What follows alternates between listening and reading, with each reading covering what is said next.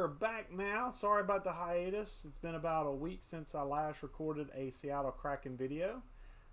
Did some checking on it before I loaded up this particular recording, and I know for a fact that we're set up for all the ways I like to play, so just want to go ahead and quickly go through and remind everybody that we are currently in the middle of Season 1. I say middle, we're at the start of Season 1. We've been through our expansion draft, which was a 2-hour live stream event. Event for me anyway. A little bit of a long stream, but it was something where I wanted to talk through the process of how I go through and get players in the expansion draft, at least for me. And then what we did is we went through our re-signs, which occurred after the draft. We did draft some players. Wasn't as great a draft as I was hoping for, but it was a solid first-year draft. We got a couple of prospects that'll be worth it. Got a few that were not worth it, but that's on me. And we got our players ready to go. We've got our captains, we've got our alternates, and we've got our lines set, so we got the chemistry rolling and everything like that. And I just want to kind of show you real quick what we're rolling with here. We've got Pavel Zacha, Adam Henrique, and Anthony Duclair on the first line. I like the power forward. I like the sniper. This is just going to be our captain just because he's a veteran. But he's not really super good fit. I was hoping he'd be a better fit up there, but he just isn't. Beauvillier, Cirelli, and Anderson make up our second line, and these are young guys. The oldest guy on the line is the guy I currently have highlighted, which is Josh Anderson at 26.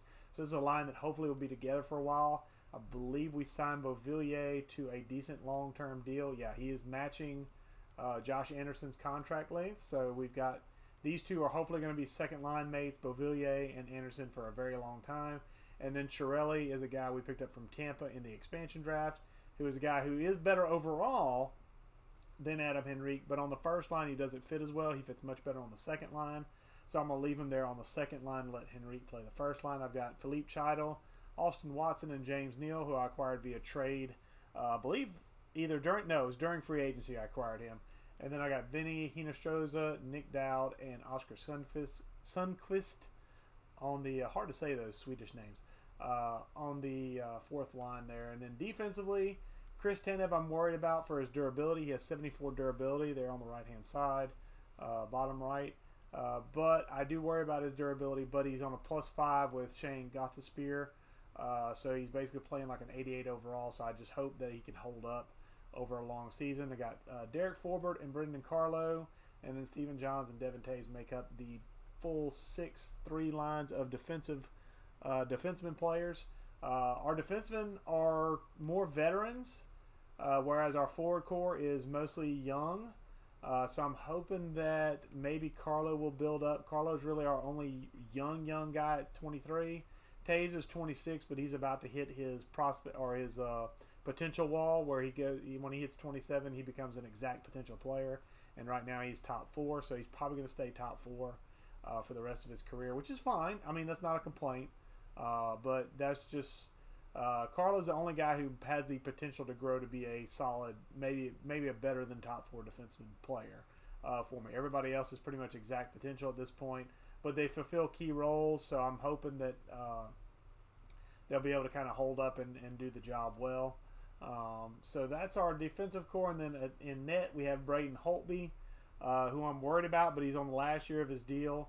I'm hoping Aiden Hill can maybe grow a little bit and maybe overtake Holtby. If not this season, then hopefully at the start of next he'll be a starting level goaltender, because his potential is starter. I'm hoping he gets into maybe 83, 84 range, takes that role from backup to starter, and then I'll have a starting goaltender for a couple of years until I get my AHL goaltender going, which is, I'm going to show in just a second. I'm going to go back to starting lineups. In the AHL, our minor league setup, we got a lot of veterans down here, and the reason we have a lot of veterans, we have a few guys that I want to grow. Pierre Engvall is one guy who's a top six guy. He's first or second line potential in the NHL. Giovanni Smith is a guy who I want to put on the third line as a grinder, a tough, gritty player. Got a decent shot as well, but I'm looking at it more from the aggressive standpoint, the physical standpoint. His discipline's not great at 65, but I'll make it work on the third line and maybe see him do some PK if he's not in the box. Gustav Zagrachev is our guy to watch. He's who we picked up with the 6th pick in the 2020 draft. He is our first draft pick in Seattle Kraken history. He is a playmaker, so he does have some room to grow. I probably shouldn't start him at this point in his career, but I want to throw him out there to get him some experience right off the cuff. And I'm pairing him with some tougher guys in Jujhar Khaira and Stefan Noesen. These are guys that are more physical style players. Nosen's 74 durability is a bit of a concern, but Jujhar Khaira definitely a tough guy. So I'm hoping maybe he can kind of stand up for this little guy down here, 5'10", 170, 6'4", 212. So I'm hoping that he can kind of help out in that regard. This is going to be a tough, gritty team down here in the bottom end in the AHL, and a lot of veterans, the guys that, excepting for Engvall and Grachev, Brendan Hagel not so much. I mean, yeah, we don't really have a ton. I mean, Dryden Hunt could technically be a prospect in the top 9, 24 years old. But I don't think I have much of anything else that's a prospect. I'm kind of going through and checking. Glenn Gaulden, maybe. Top 9. Another top 9, but he's 25. 6'6", 229. So a guy I'm just basically looking for physicality out of him. That's the main thing with him. He's not great on the fourth line, but that's where I've got him slated. And then defensive-wise, we do have a -2 down here I couldn't get rid of.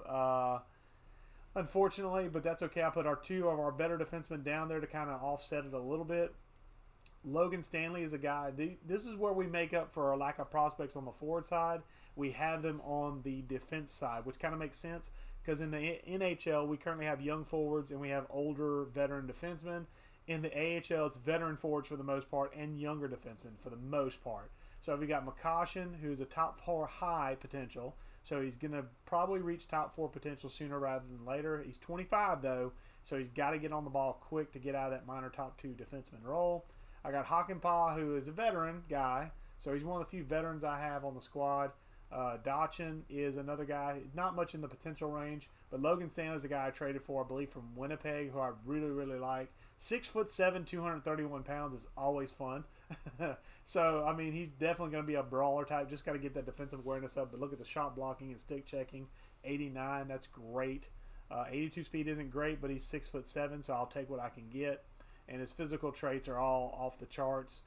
Slap shot is very, very hard, so that's good.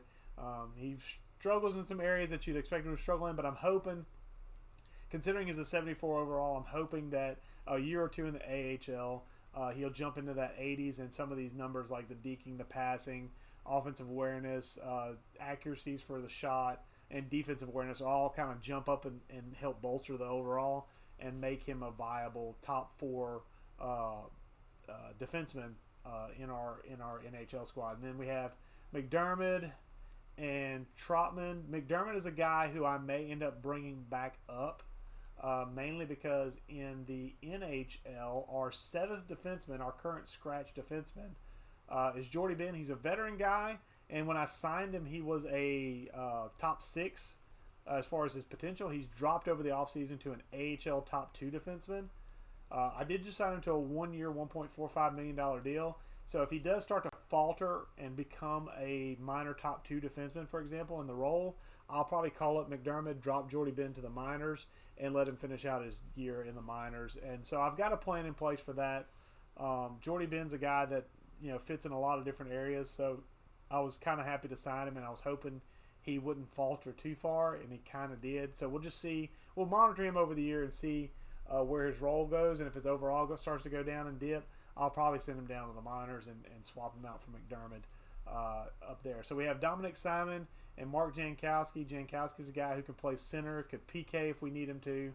He's a younger guy. He's 26, so he's right on the cusp of becoming a locked-in guy. He's got top 9 potential, which I believe when I signed him he had top 6, so he's dropped in that regard, so that's not good. But that's okay because he's a depth forward. I'm okay with that. He's got good stats, but nothing like that breaks the bank. But he's got good stats across the board, so he's a good plug-in guy that can play in a wide variety of areas, I feel like. Dominic Simon is a sniper winger.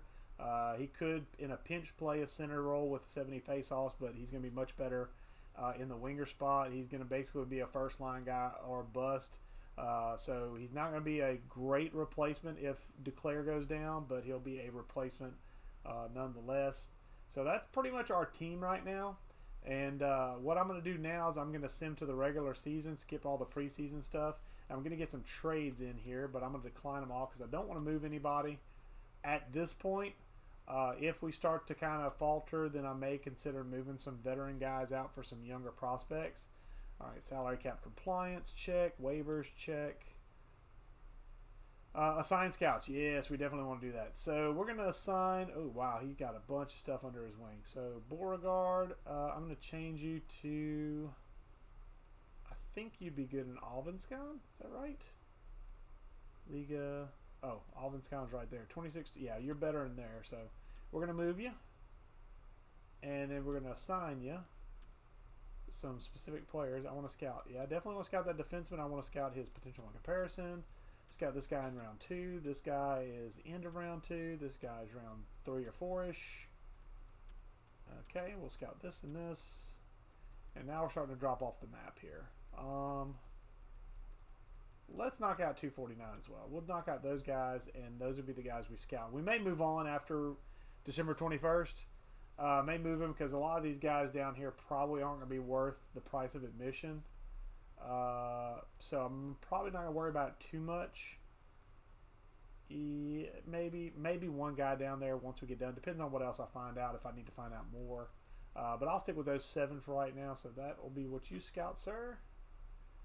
Okay, Russia, SHL. Okay. Now these are set to auto. I kind of vary between setting it to auto or manual. I'll manually change some of the places these guys are at. Because I like to, like for example, do you do the central well? Yes, you do. You need to move to the central first off. Because if you look, which I know this from playing a bunch of first year franchises, you can see in the West there's only 19 total players there. In the Central there are 92 players, and in the West there are, no, that's current assignment. In the East, why did I say West? I'm an idiot. 14 players there in the East. I'm going to move this person to the Central, and then I'm going to immediately set them out to scouting because we need to get some. Yeah, the number 1 player in the draft is there, and we had no scouts there, so we would have had no idea if we had happened to get the number 1 pick in the draft, what that player might be worth. They got a goalie that could go 3rd or 4th round. Yeah, we're going to look at. Let's see. Yeah, some prospect. There we go. Let's get some prospect defensemen down here. We'll do that. And we'll get Plutny down here. So December 31st. Okay, so December is going to be our time to shine here. So East, you're scouting 3 players. Let me see what other players are there before I think about moving you. Okay, you're scouting the top 3. That's what we'll do. We'll add this and we'll add this. That's December 1st. So December 1st we'll move you to the Central to help out, unless you're just god awful at the Central. Let me see if you're any good at the Central here. You're A-. That's plenty good enough. You can help scout the Central. QMJHL. Okay, got a skills assessment, strengths and weaknesses. I really wish y'all do potential comparison more, but okay. Okay. And then we have our pro scouts. I'm not going to hire any scouts right now, I don't think. Yeah, I think I'm going to just skip hiring scouts. I'm going to just leave it at that. So what I like to do, and just to kind of tell you my thought process, I like to stay plugged into the franchise. And simulating a bunch of games at a time doesn't really keep you plugged in. So one of the settings I changed, which I'll go show you real quick, because I got to edit one other setting I did forget to edit off camera. And that is, I like to, if players get injured, I don't want to know when they're playable, because in this game, if you're not familiar with it, you can be ready to go back in before you're 100%. The problem is if you plug a player back in that's not 100%, they have a higher chance for re-injury, and usually the re-injury is a lot more serious than the initial injury. So if they were out for like a week or two with like a strained hamstring or something, and you put them in when they're playable, there's a better chance that they might injure that hamstring further and then be out for a month or 2 months instead of you sitting them. So what I like to do is I like to sit guys until they're fully healed, let them get back to 100%, because the game will notify you whenever they're playable, and then they'll notify you when they're fully healed if you ask them to. You can go both, and basically it'll tell you, hey, this player is ready to go back in.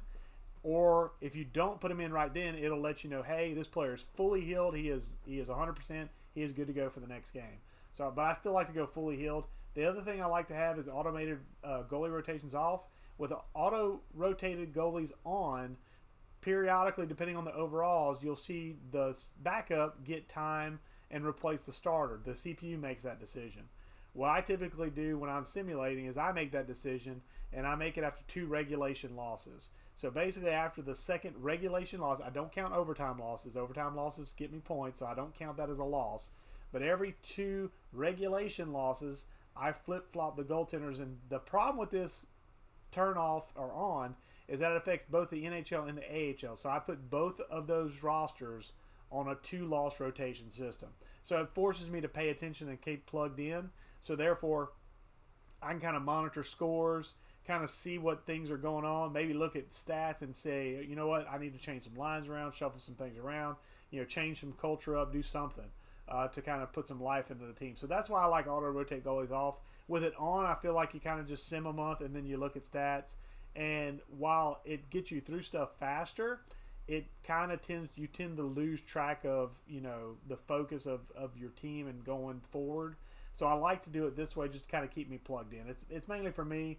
It's default on, so if you leave it on, I'm not judging. It's just the way I kind of interact with my franchise. I like to do it that way. I usually leave scouting on auto like the first year and kind of pick and choose where I want to interact with them. But usually after the first year, I kind of go whole hog with it because it, again, keeps me engaged in the franchise a lot more. Usually the first year's got the biggest amount of prospects in it. And then after that first year, you see it dip down a good bit afterwards.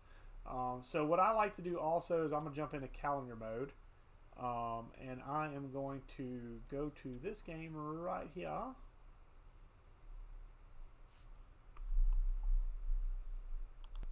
So what I was saying is what I like to do is I like to hardcore simulate the first game of my expansion team's franchise ever. And then I'll hard simulate the first home game. So I can kind of get an idea who scores the first goal in Seattle Kraken history, who scores the first home goal, things like that. Silly things that don't super matter. They're just kind of things I like to keep track of. But I'll show you what I mean by hardcore simulation. I'm going to go in here and I'm going to sim the game. And this is telling me that both the AHL and NHL games will be simulated because the AHL game is scheduled at the same time. I say yes, and that will simulate both games. But this one, I'm going to set to 8 times. And wow, okay, hold on. We're moving fast. Okay, so I wanted to kind of commentate a little bit, but we jumped way fast. No, wait, stop, pause, time out, guys. Okay, whoa, slow down, guys. All right, so what I was going to say, let me move my camera for this part because you don't need to see that. You need to see that up there. Okay, so for the hardcore simulation, I'll scoot my camera around a little bit. So what I was going to say is Anthony Beauvillier scores the first goal in Seattle Kraken history. Good for Anthony Beauvillier. Sidney Crosby gets the equalizer with in the first 2 minutes of the game. Jeez, we scored in the first minute, 19 left, and then he scored like 20 seconds later. So yeah, it was pretty quick. Usually it's not that quick. So I paused it temporarily. I've got it set for 8 times simulation speed, which means basically every tick is about a minute and a half off the clock. So it's kind of a speed through. But the nice thing is it shows power plays, so I can kind of keep track of power plays and penalty kills from my team versus their team and see, if my power play is working, if my penalty kill is working, things like that. So that's why I like to come in here every once in a while and do this. But most of the time I'm on the outside simulating. I'll show you that after this game. So we'll continue. There's a power play for Pittsburgh. So we get to 4 minutes left, 3. And we score. Adam Henrique, our captain, puts one on Casey DeSmith, and we go into the first period with a 2-1 lead. 10 shots to 9, so just about even up on the shots. But we are up on the scoreboard. I like that a lot. Can we keep up this, though? Let's go second period. All right, we get a power play, and it's a long one. Nothing at all on the power play. That's disappointing. Okay, so first power play was not a good one, but that's okay. I like my power play to be, if I can be at 20% or higher, I'm happy. Basically 1 out of every 5. Okay. Oh, I thought we were going to go into the second period tied. Kasperi Kapanen puts one behind Braden Holtby with 55 seconds left. You jerk. Want to say something else. Trying to be PG-13. All right, let's say 20 minutes left. We got a 2-2 game. We're out shooting from 21-16, but it's a tie on the scoreboard. Third period underway. All right, can we get a power play and get one behind the net? We're putting shots on them. Oh, they get a power play. Oh, we get one back. Can we get it? No, nope. Penalty kill. Come on, boys. All right. Duclair scores one. 6:10 left. Will it be the winner? Will it be the winner? Winner, winner, chicken dinner. Anthony Duclair scores the game-winning goal. We win our first game 3-2. 31 shots to 28. Let's see the 3 stars of the game. Anthony Duclair with 1 goal, 1 assist, and 1 hit. What? He hit somebody? Adam Henrique, you'll understand why when I show you. He's a little guy. 1 goal and 1 assist, no hits for Adam Henrique. And Braden Holtby, he allowed 2 goals through 2 periods, but the third period he shut it down. Very nice work from Braden Holtby. Maybe that'll carry over through the rest of the season. I hope. All right, so let's continue. All right, so what we'll do now is I'm going to go to this game. And the reason I'm going to this game is because remember with the 2-loss ratio we're doing, I can flip and look and see the Burnaby Aces have lost in regulation. So if they lose one more game, I have to flip the goalie by my rules. So I'm going to play this game here. And we have our first injury. Derek Forbert has been injured with abdominal strain. The estimated return is October 29th, 2020. The team's lines must be edited. So that's going to be to the end of the month. And so I'm going to take and I'm going to plug in our defenseman, Jordy Ben. And we lose our... No, we didn't have a positive there. We had 0. So we don't lose anything. We lose a couple overall points. I think I can deal with that for a short period of time. So that's not terrible. I mean, it's not ideal. But I'll deal with it. So, and that's a shootout loss. So that's not a regulation loss. Regulation losses are the second button or second number in the line. So wins, losses in overtime. In the NHL, if you lose in overtime, you do get a point. If you win, you get 2 points. If you lose, you get 0. If you lose in regulation, you get 0. If you make it to overtime, you do get a point. And the team that scores in overtime, whether it's in overtime or in the shootout, they get a bonus point. So that's the way that the point system works. Whenever I get to the point where I need to show off, tell you what. Well, no, I'm gonna do one more. Let's see. Do I need? Okay, so Burnaby won. We did regulation, so I can go to here, which is good because that's where I want to go anyway. So we lost in regulation, 3-2, and then Burnaby won in regulation. So Burnaby's okay. Burnaby doesn't play today, but this is our first home game. So I'm going to jump in and do a hard simulation here. And we're going to watch 8 times action here as we get underway in what I call the Key Arena, which I know is an ancient arena in Seattle. That's where the Supersonics used to play, but that's the only stadium I could think of that I knew. I'm sure they're building something and got some nice fancy name for it, but I just called mine Key Arena. So that's what we're playing at. We're playing at the old Supersonics arena. And through one period, 10 shots to 9. It's a very defensive game. So Jordy Ben doing well maybe in that second defensive pairing. Maybe. Guess we'll see here as we start the second period. Just don't let any of their big players get off. No Taves, no Kane, no DeBrincat, no Dylan Strome. Beauvillier gets us right back. Nice job, Beauvillier. Nice job. Pavel Zacha, first line and second line working it up. There we go. That's what I like to see. There's DeBrincat. I knew DeBrincat was coming. Nice sniper for Chicago. Okay. So we're going to get to the second period again down to, or tied 2-2. Okay, we're tied 2-2. We have definitely not shot as many shots as Chicago. Chicago's thrown 25 shots at Braden Holtby. He stopped 23. We've thrown 14 at Lankinen. I don't know who that is.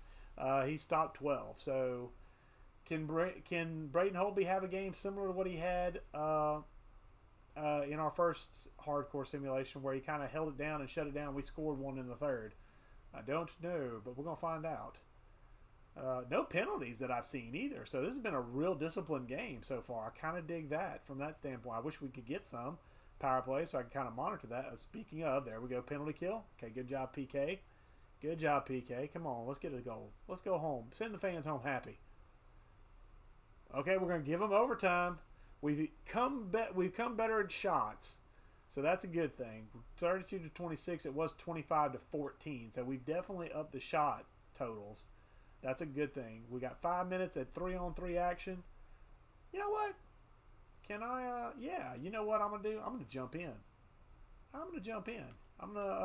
Let's see. We're gonna do a CPU versus CPU game, and we're gonna select it. And yeah, we're just gonna watch. We're gonna watch our boys.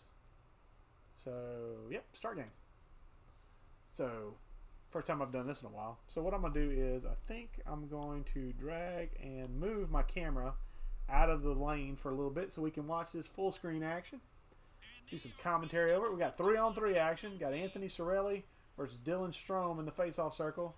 And we win the face-off to Tanev. Tanev to Declare. Come on, Declare. Come on, Declare. There's Cirelli. Cirelli, shot. Oh. Is that Matthias Ekholm? There's Patrick Kane. Is that Jonathan Taves? No, that's DeBrincat. I think that's DeBrincat. No, it's Dylan Strome. Ekholm, Kane, and Strome. Oh, nice save, Holtby. Tanev balled up in the corner. Ekholm passes. Oh, got lucky on that one. Strome lost the handle. And we come up ice. There's Tanev. The lone defenseman on this. Oh, come on. Oh, Lankinen.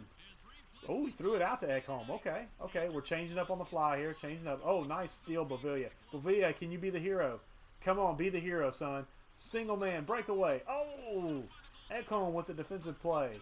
Have we changed up behind him? Have we changed up behind him? Bavilla.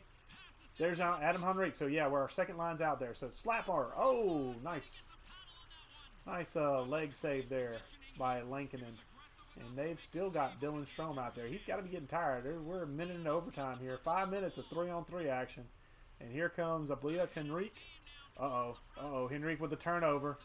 Henrique with the turnover. DeBrincat on that side. Oh, dear. Okay, nice play. Nice play. Pass. Oh, there's Bavilla. Okay. Devin Taves with him. Come on.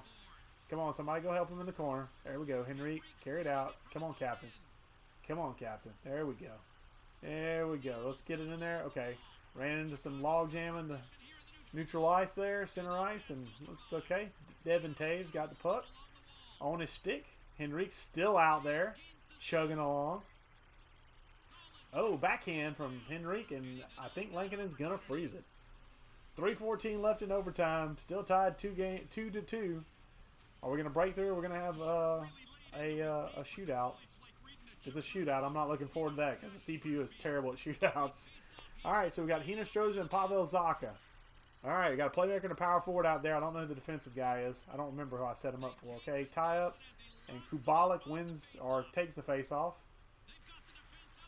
Oh, nice check. Nice check. Oh, right there to the slot. Kirby Doc. And Holtby ices it. So now we're going to have a face-off on our end of the ice. We're wearing our alternates today. These are our alternate jerseys, the dark blue with the red stripe. So these are our third jerseys, essentially. What a weird choice to wear third jerseys for the first home game. But whatever. So Hinostroza Zacha still out there. And frees up. Okay, Kubalik gets the face-off again on the tie-up. And deflection in front. Tanev's got it. So Tanev's with this first group. And we got Hinostroza run across, passes to Tanev. Ooh, nice. Nice wrister. Lankinen makes the save. 2:48 left. And there's our dot. I have no idea what they're saying. I know the announcers are talking, but I'm talking over them. I don't care. I forgot to turn them off, so if you can't hear me all that well, I don't care. All right. So, Declare and Cirelli back out there. Kirby Doc's got the puck. I think that's his name, Kirby Doc. I think that's his name. Pretty sure it is. Duncan Keith, veteran of multiple Stanley Cups. Ooh, Doc with the shot, blocked. Oh, he's getting in close. Kubalik. Oh, Duclair. Come on, Duclair.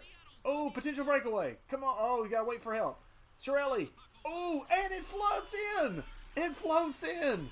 Cirelli with the deflection off of Canelli's pad there, and it goes in, and we win. We win it in OT, baby. There's Jordy Ben, the old vet that dropped over the offseason, coming to congratulate Holtby, and Holtby held it down through some extra time, but he gets us the W on just the lucky shot. Nice job, Cirelli. Let's see that again. Yeah, just off the right pad and in. And the fans go nuts. And they go home happy. We sent them home happy. Third star is Anthony Duclair. 2 assists on the game. Let's see one of them. Oh, it's this one. It's the one to Shirelli to score the game winner. So, second star is Braden Holtby. Well done, Braden. 943 save percentage. Faced a lot of shots. Way to hold up, buddy. Way to hold up. Good stuff. And the first star, the game winner, Anthony Shirelli. And let's take a look one more time at... Oh, no, it went off the stick. Not off the pad. It went off the stick. And in. Took a friendly Kraken bounce. We'll take it, though. We'll take it. We'll take the dub, too. Like the dub. Very nice. Yeah, we're going to quit this game out. So, there you go. Kraken scored up. All right. Braden Holtby early on seems to be not too bad. I got to say that. All right, so we're 2-1-1. We're going to try and play to the end of the month in this video. I may go further depending. Actually, since we're not in game anymore, I'm going to bring my camera back up so you can see me again. Not that you care. Look at my ugly mug for a little while longer. So we're going to jump to this game. We're going to jump to the AHL. Central Scouting has released their latest set of draft rankings. I'm going to look at that later. It's still too early in the season. Okay, so we won. So we still don't have to worry about swapping out goaltenders yet in the AHL. How about after this game? Is it okay? So now what I'm gonna do is I'm gonna leave it here. And the nice thing about this game is like you can flip between the AHL and the NHL just by hitting the options button. Damn, Anthony Duclair is killing it right now. 5 points in 4 games. I don't like the fact that he's got 4 assists, but I'll take it because he's supposed to be my shooter. Anyway, all right. So what I'm gonna do to change out goalies, I'm just gonna go to edit lines. And then we're going to go to goalies. And we're taking out Connor Ingram, who has not had a good start. 883 save percentage. That's not good. And we're going to put in the veteran Scott Darling. Guy who has NHL experience. Played for, I believe it was. Actually, I can look. Why do I have to guess? He played for Carolina and Chicago in his time in the NHL. So we'll take that experience. And hopefully he can run with it a little bit. Maybe give Ingram some pointers and sit him on the bench for a little while. And now we're going to skip. We'll skip Dallas and see if we lose this one. If we lose this one, then I'll replace Holtby. Okay, we won. So I can go to here. Yeah, I can go to here because I'm not going to replace anybody there. So the New Jersey Devils have fired head coach Orlando Martin. Ooh. Okay. I don't feel like I need to look at a coach when I'm 4-1-1. It's kind of early in the season. And Burnaby has won. Okay, so Burnaby's 4-2. So we'll look at this game. We'll skip the Rangers. Okay, 5-2 loss. So, okay. So I need to back out, and I need to change out Braden Holtby. Give him a break. Braden, you've had a good start to the season so far, I feel like. 914 save percentage. 7 games played. Let's go ahead and give you a break for a couple of games. Maybe more, depending on how well Mr. Hill plays. But we're going to give you a break and let you sit for a little while and relax. So let's see. Do I need to? Yeah, I need to worry about Burnaby. So we're going to send to this day right here. Okay. Oh, nice. Derek Forbert's back in the lineup. Good deal. Good deal. Let's get our. And that's Jordy Ben. 6 games played. Okay, your plus minus -2 is not great, but I mean, you're holding your own, and that's all I can ask for out of a backup. So get in there, Derek Forbert. Okay, and Stephen Johns for a 5th and a 6th. No, thank you. Kevin Fiala for a 3rd and a 4th. Okay, now see. Okay, I have to entertain this one, and the reason I have to entertain it is because Kevin Fiala is 24 years old and he's a sniper. Oh, that's where his stickler is going to be. He doesn't fit our lineup. Oh, you almost got me, Minnesota. You almost got me. You almost got. I wish he would fit though. I would trade for it. I'd do that in a heartbeat. And I'd sign that little guy too because he would be a firecracker. But unfortunately, it doesn't fit our scheme. So we won 8-1 with Aiden Hill and net. We're good on both goalies, so we can go to here. And 7. My goodness, woo! Y'all like Aiden Hill, don't you? Y'all are playing for Aiden Hill. All right, so this will be the 10th game, and that's generally where I like to get a look at my lineups and see where we're at. 10-1. Are you kidding me? My God, we just spanked the Chicago Wolves. Woo! Okay. All right, so let's take a look. We're 10 games in. I like to come in first, and I like to look at this. We're in the Pacific Division. We're matching up with some guys like, Seattle. We are Seattle. Vegas Golden Knights are really good. They got Edmonton, Los Angeles, Vancouver. We got a lot of good teams in this. And I like to look based on my division. So we're scoring 4.1 goals a game. Let's be honest, that's probably going to come down. We did have a couple games where we scored 7 and 8 goals, and it's only 10 games in, so that's highly inflated. I don't expect to say I like where it's at, but I'm not anticipating it staying there. If it's 3 or better, I'm happy. So I'm really happy right now. 10 games in, we'll see where I'm at 20. Goals against, though, I really like 2.4. I'd like it to be a little lower, but I'm not going to complain whenever we're scoring 4 and we're allowing 2. That means we're winning games. Power play goals. We have 4 power play goals in 25 chances. Okay, our power play, I may give them an extra 10 games to see if we can iron it out, because it's not great when you look at some of these other teams. 26%, 33%, 34%, 20, but it's better than Calgary 4.2. So we're not Calgary, we're not Vancouver, but we're not much better. So that's a bit of a concern. So that's something we need to look at. Definitely watch the next 10 games or so, and maybe make some changes there. Our penalty kill, if it's above 80, I'm happy. Gee, I'd be upset if I was Edmonton. That's terrible. But everybody else is like at least close to 80 with 78. So 84% is not terrible at all. I like 80 or better. With power play, I like 20 or better. So that's a little below where I'm at. That's a little above where I'm at. If we could take 4% from there and move it over to there, I'd be happy with both numbers. So we have scored 3 shorties, though. That's actually that's 3 short-handed goals. So we've scored 3 short-handed goals. So I can't complain about that at all. We've allowed 4 on the we've allowed 4 and we've scored 3. That's that's pretty doggone good, actually, because even shorthanded we're scoring goals. That's okay. That's a nice stat to look at. So even though our PK is not only a little bit better than what I'm used to, I'm happy with that number. But we're also scoring on the shorthanded, so that's huge. That's really good. Okay, so our team right now is through 10 games. It's early. There's 82 games in the season. But 10 games in, I feel good about where we're at. I mean, obviously that'll change in 10 games depending on injuries and stuff. But let's look at the individual stats. And the first thing we're going to look at is we're going to look at the forwards individually. And Anthony Duclair, 5'11", 197 pounds, soaking wet. That first line is doing pretty good because he has 2 goals. Now, as a sniper, I prefer him to be putting the shot on. How many shots has he taken? He's taken 20 shots. Who else is on that line? Adam Henrique's got 24 shots, and Pavel Zacha's got 17. So they're not taking a lot of shots, but they are making them.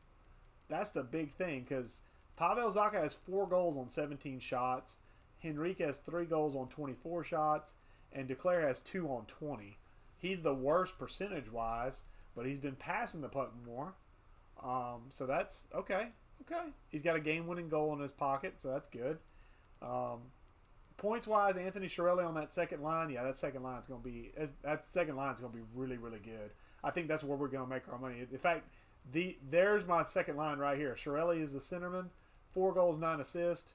Beauvillier is a winger, 6 goals, 5 assists, and then Anderson on the other side, 5 goals, 6 assists. So that line is killing it, and they're plus-minus, which, if you're new to NHL. Plus minus means that when you're even strength, so no power play, no penalty kill, that's how many goals you score as a line unit versus how many you allow as a line unit. So essentially, this team had Beauvillier, when he's been out there on the ice, it may not be your line mates. You may just be out there on the ice when it happens, because the line changes. You could have different lines chemistry setups, the way they come on and off the ice. But basically, when Beauvillier's been on the ice, his unit that's been out there has scored 7 more goals than they've allowed. Chiarelli has been on the ice. When he's been on the ice, he's scored 6 more times than he's allowed scoring.